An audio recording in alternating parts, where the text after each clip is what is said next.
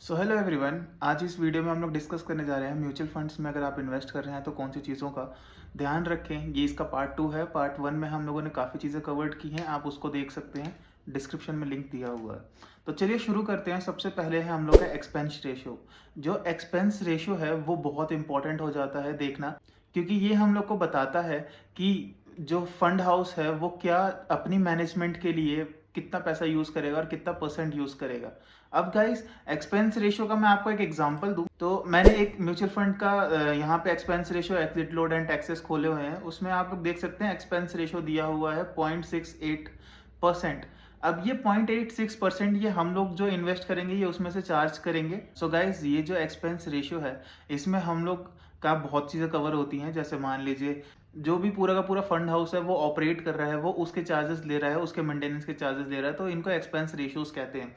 Expense ratios guys देखना बहुत important हो जाता है, क्योंकि कईयों के एक्सपेंस रेशियोज बहुत हाई होते हैं।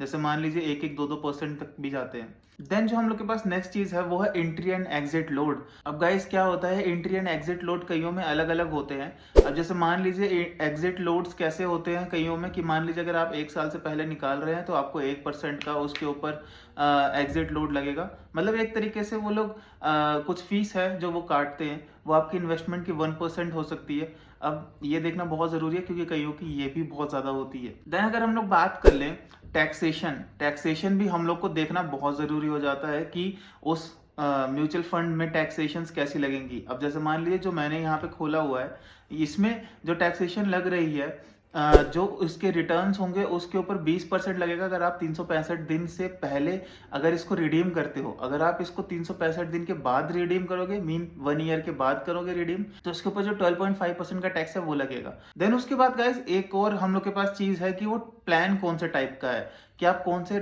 टाइप के प्लान में इन्वेस्ट कर रहे हैं। अब मान लीजिए वो डायरेक्ट प्लान है या इनडायरेक्ट प्लान है। अब डायरेक्ट और इनडायरेक्ट में क्या डिफरेंस है। अब डायरेक्ट में क्या होता है कि जो भी आप अपनी यूनिट्स लोगे म्यूचुअल फंड की, वो आप डायरेक्ट एक फंड हाउस से लोगे।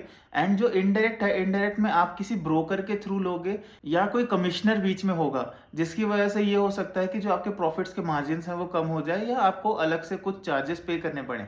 सो आई होप कि आपको ये 5 पॉइंट समझ आए होंगे, एंड आप अगली बार जब म्यूचुअल फंड्स में इन्वेस्ट करें तो इन पॉइंट्स को ख्याल में रख के करें। थैंक यू, मिलते हैं नेक्स्ट वीडियो के साथ।